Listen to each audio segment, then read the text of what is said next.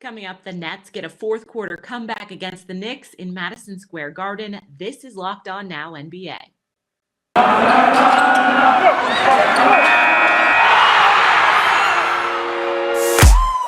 The biggest games, the best performances, expert analysis.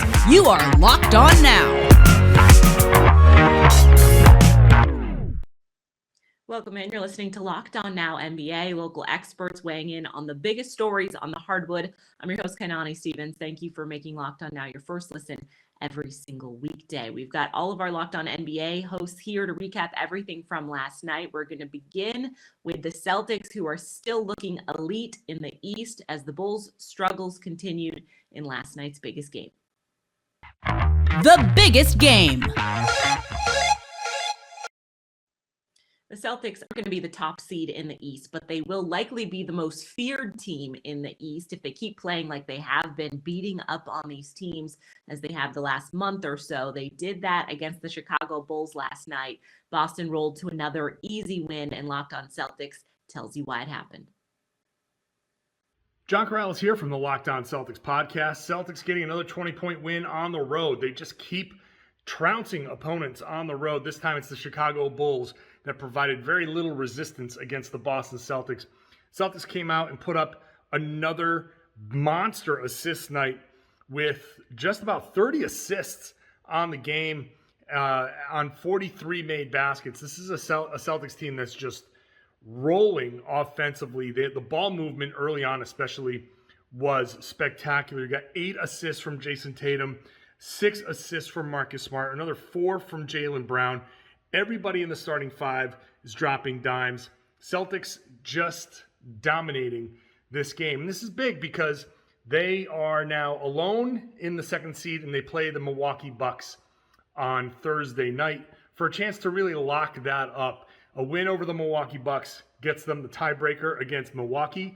They already have it against Philly. They already have it against Miami. Not the one against Miami really matters, but it's still tiebreakers across the board there in the top 4 for Boston. Now, the prize might be a series against the Brooklyn Nets, but we'll cross that bridge when we come to it. For now, Jason Tatum has it going. Jaylen Brown on another heater, dropping 25 points on basically 50% shooting.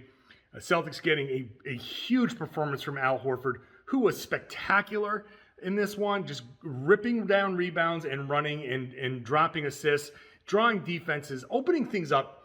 What he does for this team on offense in that regard is so underrated and so important. So the Celtics get an easy win, and we'll see how it manifests itself over the next couple of games. Still a lot to be determined in the East. I'll be talking about it on the Locked On Celtics podcast, so make sure you're subscribed wherever you get your podcast and watch the show on YouTube. The Oklahoma City Thunder rolled out their backups against the Utah Jazz last night, and things went just about as you could expect.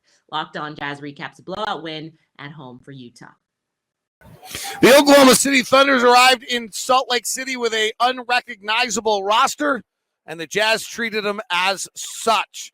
A 137-101 blowout win by the Jazz. David Locke of Locked On Jazz. 10 assists tonight for Jordan Clarkson and Jared Butler of the Jazz, both of them with double-digit assists. First time any Jazz combo's done that since Ricky Rubio and Joe Ingles. Prior to that, Jacque Vaughn and John Stockton did it as the first duo for the Jazz to have duos of 10 assists in a game.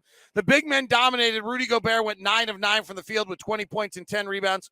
And in 17 minutes, Hassan Whiteside had 15 points and 11 rebounds. An easy one for the Jazz tonight as they are in the playoffs. And if Denver loses one more game, they are secured the 5th spot in the Western Conference. For more, go to Locked On Jazz and the Locked On Podcast Network. The Clippers got Norm Powell back in the lineup last night and almost blew a huge lead to the Suns, but ended up holding on at the end to get the win. Locked On Clippers details the final in LA. What is going on, Clips fans? Chuck Mockler here, one half of the hosting duo over at Locked On Clippers, coming at you after the Clips almost blow a 39-point lead to most of the Phoenix Suns. Thankfully, the biggest story from this game is going to be Norm Powell looking fantastic in his return. He puts up an efficient 24 points, made his first 6 shots. You absolutely love to see it. We also finally got to see Norm Powell and Paul George sharing the court for the first time this season, and it was everything that we wanted. Paul George's gravity drew people towards him. Norm Powell, easy shots, easy lanes to drive into. Just good process for most of this game, basically until Paul George sat. The remaining 2 games on the Clippers schedule are all about getting the new guys comfortable with Paul George and vice versa. Let's hope for a little bit more of a better defensive process as we play the Kings. The Dallas Mavericks had to gut out an ugly win to get their 50th of the season with their win over Detroit, but Dallas got the job done, and our Locked On Mavericks host is in to go over all of the details. The Dallas Mavericks get their 50th win of the season in a rout against the Detroit Pistons. Nick Angstead from the Locked On Mavericks podcast here. The Dallas Mavericks get their 50th win, their first time since 2014. And Luka Doncic and Jalen Brunson combined for 50 points. 50 wins, 50 points. Numerology, anybody? The Mavs get this win, and it was a rough one to start, to be honest. The Dallas Mavericks did not play super well coming out of the gate.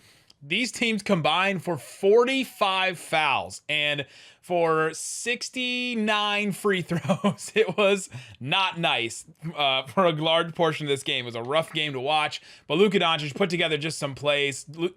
Jalen Brunson put together some plays that you just have to watch. Go check out the highlights. Luka Doncic threw an incredible pass to the corner that just reminds you he is the best passer in the NBA, and I don't think it's necessarily close certain nights. He just can hit guys in a specific spot, and he's just absolutely incredible. Jalen Brunson showed why he's a player that the Mavericks are going to rely on going into the playoffs. The Mavericks are now in a position to potentially get the number 3 seed in the NBA. Got to watch out for what the Warriors do, and they're still hoping to see the Jazz lose a couple more so that the Mavs can hold that number 4 spot and keep home court advantage in the playoffs. We'll have more on the Locked On Mavericks podcast. The Detroit Pistons rookie got to go up against one of the best in the league, Luka Doncic and Cade Cunningham, facing off on Wednesday night. It wasn't the outcome that Detroit wanted, but Locked On Pistons still happy to see how the rookie stacked up against an established veteran. There's only 2 games left in the Detroit Pistons season after their loss tonight to the Dallas Mavericks by a score of 131-113. And despite losing by 18 points, I actually feel like this game was pretty fun to watch. You got a good matchup between Luka Doncic and Cade Cunningham. They both were really going at each other the entire game. Luka was chirping, Cade was chirping. Cade got a technical foul. He was getting into it. They really just went really hard at each other throughout the entire night. Really, in the third quarter, there was a stretch when they both traded like 2 minutes of clamping each other up, then going back down and scoring on each other. So it was a lot of fun to watch that matchup right there. Luka ended the game with 26 points, 14 assists, and 8 rebounds. Cade ended this game with another 25-5 game, ending with 25, 9, and 7. But the Pistons need another loss. All you guys who were worried about the tank, worried about the Pistons winning too many games, they get a loss here. Maybe you guys can finally relax for a second. But be sure to check out tomorrow's episode of the Locked On Pistons podcast, where I tell you guys why, despite the Dallas Mavericks being 4th in the Western Conference, why their offense is not something the Pistons should try to do with Cade Cunningham. Stay tuned for that tomorrow. The Brooklyn Nets trailed by more than 20 points in Madison Square Garden last night, but somehow a monster fourth quarter got them to come back and get a win against the Knicks. Our Locked On Nets host tells you what Brooklyn had going for them at the end. Doug Norrie, Locked On Nets, coming at you after the Nets pull off the win over the Knicks in MSG, a game that was going as bad as really you could ever hope to happen, or not hope to happen for the Nets early on. They were able to, though, erase a 22-point deficit from the third quarter on. Ended up outscoring the Knicks 60-31 in the second half. KD and Kyrie took over. They went small with KD at the 5. He was borderline unstoppable once they got rolling. But it was a nail-biter. This one was way closer than you wanted it to be in a basically must-win game for the Nets, who still control their own destiny when it comes to the play-in seed and making it to the 7th seed in the East. It was looking really dicey there in Madison Square Garden against the Knicks, but in the end, Brooklyn is able to pull it out on the back of their 2 superstars with a little assist there from Patty Mills, who finally gets off the three-point schneid. We're going to be talking about the big win, what it means for the rest of the Nets season, and more over in the Locked On Nets podcast. That's all for this edition of Locked On Now NBA. Thank you for making Locked On Now your first listen every single weekday. Make sure you check out Locked On NBA and your team's Locked On podcast. I'm Kainani Stevens. This has been Locked On Now.